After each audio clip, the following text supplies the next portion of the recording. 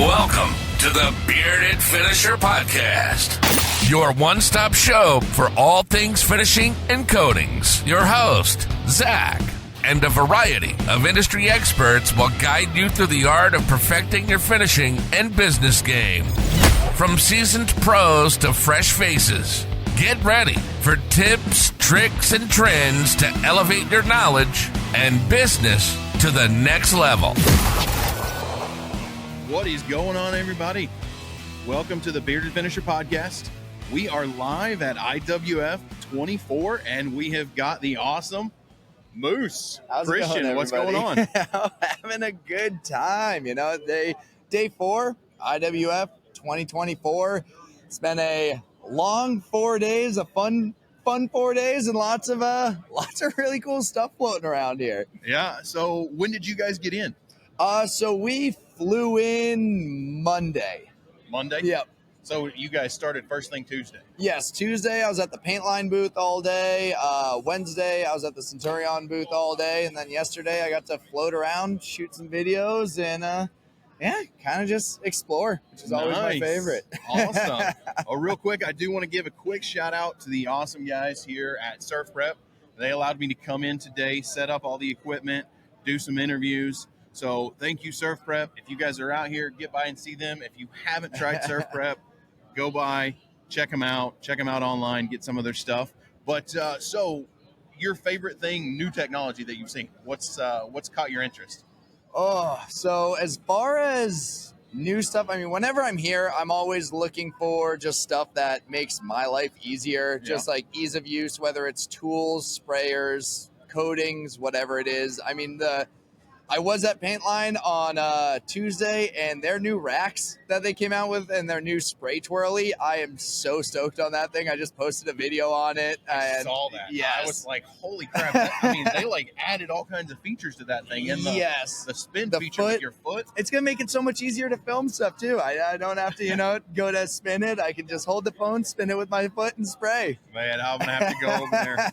I got into A building because this place, if you have not been to IWF, it's worth coming once because it is so huge. It's absolutely overwhelming. I mean, you come here, I don't know what the actual square footage is. I feel like it's somewhere around like 4 million square feet. Someone told me it could be bigger. I don't know. Yeah. There's like 4 different massive buildings, and each one has like either some heavy machinery, woodworking stuff, coatings, just tools. It's insane. There's like multiple buildings. Like when you get here, you go down like 4 escalators? Yeah. You feel like you're in a bunker, but there's a whole nother room in building A, and I got to walk through it for like 2 minutes, and I saw Paintline, but I didn't get to stop by, so I'm going to, if I can make it before 2 today, get over there and see those guys. No, I mean, yesterday I was looking at my watch, got like 16,000 steps by like 3 o'clock in the afternoon. Crap. Just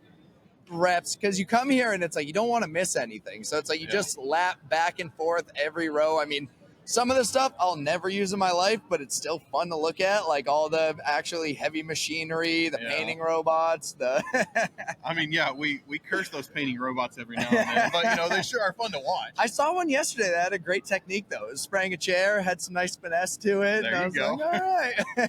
So I saw you on a video yesterday, and you were doing the computer. Oh, over at the Fuji Spray. The Fuji was at the Fuji Spray. So I've always wondered how those things work. I've never got on one. It was so much fun. Was it pretty true to real? It's just like, as far as what the actual motion and what you're doing, yes, but it's very surreal because you put on this VR stuff and you're in a spray booth. Like no matter which direction I looked, like there was a different section. You got like the mixing station, the vents, and then on the left there was a scoreboard because they were doing like highest score of the day kind of thing. Made top 20, so pretty stoked on that. And out of the hundreds of people that went, I was like, pretty good. I don't use HVLP that much. It felt good about it. I was wondering when one of them are going to come out with, like an airless version or a AAA version, so you could kind of not be worried about the gravity-fed cup gun, cup or anything. All the ones I've seen, I think they've been HVLP. But still, it was a lot of fun. The caption yesterday was, I'm ready to start spraying in the metaverse. If you want your metaverse cabinets refinished, I got you. What else? I mean, what else has caught you besides that's not painting? So it's a lot of the people. As far as tools and stuff are great, but everyone here loves doing exactly what you do in one way or another. They could be in a massive factory or like a small mom and pop shop, and it's really cool to talk to all these people from all over the world, basically, about what they're using, why they're using it, like their process, all that stuff, and also just their business. I mean, I love refinishing kitchen cabinets. There are people that don't touch it, just do all new stuff. So it's cool to see, okay, what's your process for that? What are you spraying? And yeah, it's. Yesterday, I was hanging out here yesterday afternoon, and hasn't happened to me until yesterday afternoon. And this guy walked up and he goes, "You're real. I get to meet the bearded finisher. I listened to your podcast," and I'm like, "Holy crap!" So I mean, that was pretty awesome for me.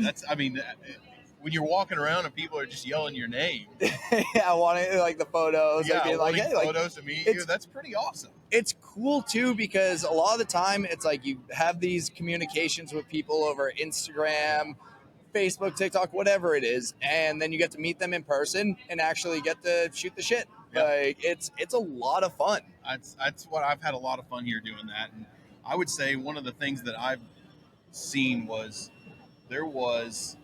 what was that? I can't even remember that booth. It was it's on this side, but they were using the robot to pick up and put the pieces on. I think it was Styles. Yes, they've got that catwalk up above it. That thing was. And sometimes I walk through the heavy machinery area and it's just so overwhelming. Like it's so loud in that area, but it's really cool to stop for 10 minutes. You might not have a clue what's going on, but it's really fun to watch. I took all kinds of videos over there. I was like, man, that's just fun to watch. I mean, I can't get by it. Yep. Have you seen anything new on the coatings front? Anybody releasing anything new this year? IWF? I know there are a few things in the works with some of these companies. Nothing that I saw coating wise that was brand spanking new on the market. But I mean, I'm usually just a creature of habit, so I use the same product, the same process. If something comes out, I'll try it, and if it helps my life, I will. Whatever makes life easier. Yep. So what do you got going on in the next couple weeks? We were talking offline a little bit. Let everybody know where you're going to be going. Yeah, so currently, Jess and I, whenever we travel, we usually just get a one-way ticket because we came here on Tuesday, we fly out tomorrow, then we're off to Minnesota for some fun adventures. We're going to go to the Nick Slavic retreat, go visit some companies that are based out over there. And just some more paint talk, coatings talk, being around good people, trying to grow. Nice. Yeah. So real quick, I know you and I were talking. We're going to get you on the full-length episode. This just being a quick live, I wanted everybody to kind of get some snippets of just what got you into painting. I know you recently posted a video of that. I'm just going to call it a shack. Oh, yeah. Yeah. In. What? So I, like most people, I feel like I just fell into this. I went to college for a year, dropped out, decided it wasn't for me. The only reason I went in the first place was I was told I had to go. I never really wanted to go. So I chose someplace near the mountains. As soon as winter hit, didn't go to school at all, just snowboarded. So after that, moved to New Hampshire into my beautiful little shack on a lake. I lived there for 8 years, but me and my buddy just didn't have a job one summer. So we started, his dad had ladders and paintbrushes and was like, hey, go get some business. So that summer we went around door knocking, trying to get work. Literally just if we saw paint peeling on a house or cracking or something, we'd be like, go door knock. And at that point we had no idea what we were doing. We had no idea how to paint or anything like that. So we're selling ourselves. Yeah. So it was just okay, learn by making mistakes, learn by fixing them. And then, it just eventually evolved into, because I'd paint in the summer, snowboard all winter. And then after about 7 years of doing that, I realized I actually really like this. And then started to take it a little more seriously, started to pivot to figure out what I really like doing. Because, I mean, when you go from doing a broad, like, I'll paint whatever you need. There's a lot. I mean, everything has coating on it. If you think about it, you can paint whatever you want. Exactly. So going from like, okay, I painted everything to what do I actually like doing? And then I slowly start to niche down, like implement more processes to make it more efficient, more profitable. And I mean, I stopped doing exteriors 3 years ago and just really focused in on like kitchen cabinets and small interior repaints. And I love it. I mean, there's so much stuff you can continuously learn daily. What we do. If you feel like you've stopped learning or don't want to continue growing it, then that's when things get stale. Yeah. But there's always something new to do. Well, and I mean, when I had my company, I would always I would overbid the exteriors. Oh yeah, just because I didn't like. Everyone wants exterior season, and I'm like, no, I want to be outside. I'm too fat. I'm not made to be outside. I mean, at that point though, it's like when we were starting, we loved just like we'd be hiking, biking. We didn't mind being outside, didn't mind being on ladders. Some of the sketchy stories. I'm sure I could find some photos for when we do the long term that you can throw up. We squirrely situations as always, 40-foot ladder fully extended on 6-foot staging on like a plank, like the whole reason women live longer than men. Exactly. While I was smoking a cigarette, sanding lead paint, having no idea what it was, like just health, right? I mean, general stuff that guys do. But long-winded story for that. I mean, we can dive into more details on the longer one. But that's really what got me into it, was feeling like how diverse this was. And even if you want to do everything or you just want to do one single thing, you just kind of do that over time, work into it, figure out what works best for you. Like, we all have different businesses. Yeah. We all have different things we like to do. So it's just like you can hone in and niche down on whatever you want and be very successful at it. And the industry is so broad in the coatings world. I mean, I was talking to even Nick a while back, how many different areas you can go into. Oh, yeah. You start painting, you like paint, but you don't like painting, go into manufacturing, go into equipment. I mean, they're all distribution. It's all cool companies that, like one that's right behind us that, if you just love the industry, you can get in with them. And, if you love sanding stuff, there's obviously a bunch of different cool sanders that you can get into and help manufacture and help, just create better products. It's awesome. And create the better community and just the knowledge. I mean, it just makes a huge difference. Yeah. Because, a lot of the times, too, it's you come here. Yes, I know my process. I know what I'm doing. I mean, when I was at the Centurion booth, I did a 45-minute video that I'm going to snip down into little sections. I'm going to call it Minute with Miles. Because, I collected all the questions I got about, coatings over the years and just, tried to have, break it down into the most simplest things. First things first. A lot of people are what's a 2K? Yes. What's the difference between a 1K and a 2K? He breaks that down just as far as, the chemicals and stuff that go into it. If you want to dive deep into that, he does. Yeah. And then just other stuff okay, people are so worried about the pot life. Yeah, pot life, isocyanates, encapsulated, cross-linkers. Yeah. I mean, all that knowledge, that'll be an awesome one to snip down. Exactly. And all it is getting people to feel, I remember diving into 2Ks and stuff. I was nervous. It seemed so overwhelming. Yeah. But it's that when you're diving into it, you just have to dip your toe, get used to it, try messing around with it, and you feel like it's really not as intimidating as it is. This is fun. Yeah. It's a incredible coating or whatever. You learn a lot. Yeah. Is there anything here at the show that you haven't seen that you're going to go seek out for the last day? I've been asking a lot of people because even though I was wandering all day yesterday, you still miss stuff. So I keep on going through and just being like, hey, what was something really cool that you see? Because I'm attracted to a certain kind of tool or product that, for my eyes, which is my personal use. But there's things I would maybe walk right by without even being like, that could be helpful. So not currently. I don't know. You got any recommendations? I would say on the coating level, I stumbled upon this booth over in C, and they had a curtain around it. So I'm curious. There's a guy in a booth with scandalous. A curtain spraying. So I'm like, I gotta go see what's going on. I want to say it was called Clear Armor. Okay. It is brushable, sprayable, UV cured polymer. Is that the one that's 100% solids? or something. Someone was telling me about that it's like literally you can take a black light, go over it twice, and cure it in like 2 minutes. 2 minutes. Yes. He's up there. The guy who created it is up there. Super awesome guy.